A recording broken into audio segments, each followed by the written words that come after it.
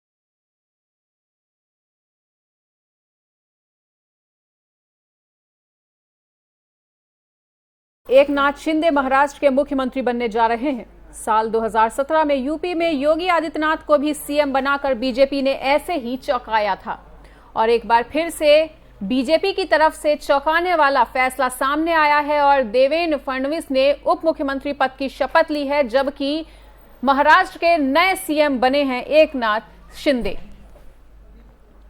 तो आपको बता दें कि महाराष्ट्र मंत्रिमंडल में देवेंद्र फडणवीस शामिल हो चुके हैं और देवेंद्र फडणवीस ने मुख्यमंत्री पद को न संभालते हुए उप मुख्यमंत्री पद का पदभार संभाला है।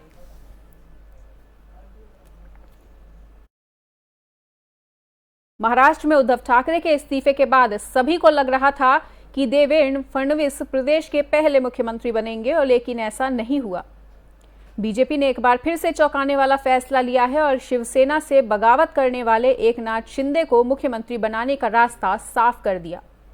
इससे पहले राष्ट्रपति चुनाव के लिए द्रौपदी मुर्मू को उम्मीदवार बनाकर बीजेपी ने सबको चौंका दिया था और यही हाल उत्तर प्रदेश के साथ भी देखा गया, जहां उत्तर प्रदेश में योगी आदित्यनाथ को मुख्यमंत्री बनाने का फैसला ऐसा ही था जो सबको चौंका गया।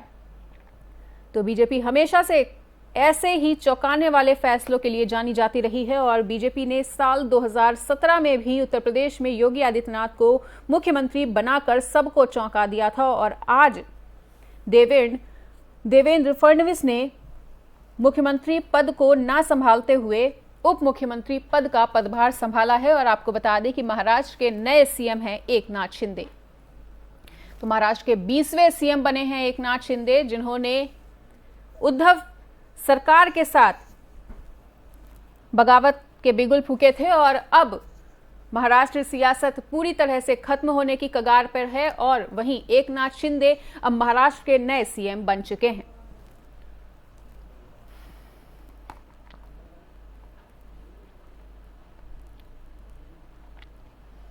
तो आपको बता दें कि महाराष्ट्र के पूर्व मुख्यमंत्री उद्धव ठाकरे ने गुरुवार को होने वाले विश्वास मत से पहले ही मुख्यमंत्री पद से इस्तीफा दे दिया था और शिवसेना नेता एकनाथ शिंदे महाराष्ट्र के नए मुख्यमंत्री बन चुके हैं।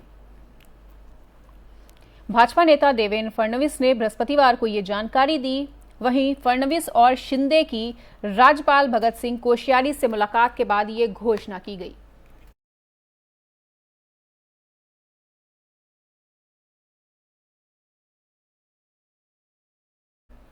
महाराष्ट्र की राजनीति में हर वक्त नया ट्विस्ट आ रहा है। वहीं पहले बीजेपी ने मुख्यमंत्री के लिए एकनाथ शिंदे के नाम की घोषणा कर सबको चौंका दिया था और इससे पहले तक ये चर्चा थी कि देवेंद्र फडणवीस मुख्यमंत्री होंगे और एकनाथ शिंदे उनकी सरकार में डिप्टी सीएम होंगे।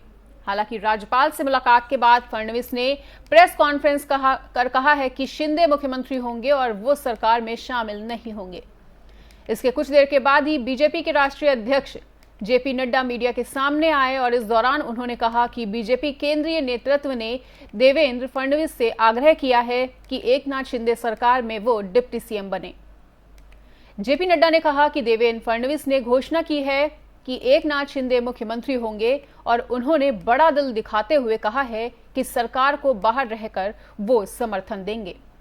बीजेपी का समर्थन शिंदे को रहेगा और ये हमारी पार्टी के नेता और कार्यकर्ता का चरित्र दिखाता है। हम पद के लिए नहीं, विचार के लिए हैं। महाराष्ट्र की जनता की भलाई हो और इसका विकास हो, इसी का ख्याल रखते हुए ये पूरा फैसला लिया गया है। लेकिन बीजेपी की केंद्रीय टीम ने तय किया है कि देवेंद्र फडणवीस सरकार में शामिल हों। सरकार में पदभार संभालना चाहिए उन्हें और केंद्र ने इस बात को निर्देशित किया है कि देवेंद्र फडणवीस डिप्टी सीएम के तौर पर कार्यभार संभालें।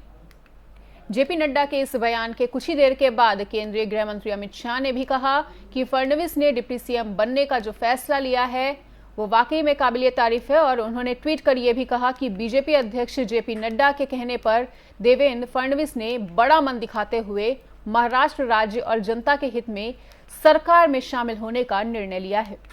ये निर्णय महाराष्ट्र के प्रति उनकी सच्ची निष्ठा व सेवा भाव का परिचायक है। इसके लिए मैं उन्हें हृदय से बधाई देता हूं।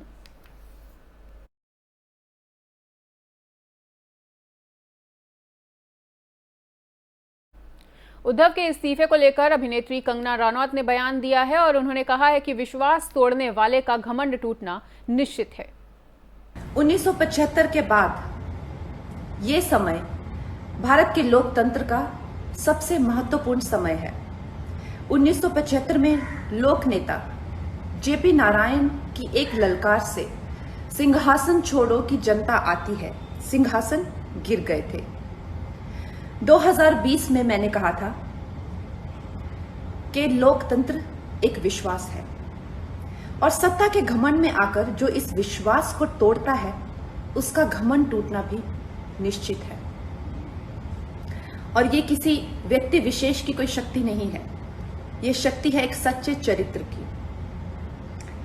और दूसरी बात, हनुमान जी को शिव का 12वां अवतार माना जाता है और जब शिवसेना ही हनुमान चालीसा को बैन कर दे तो उन्हें तो फिर शिव भी नहीं बचा सकते।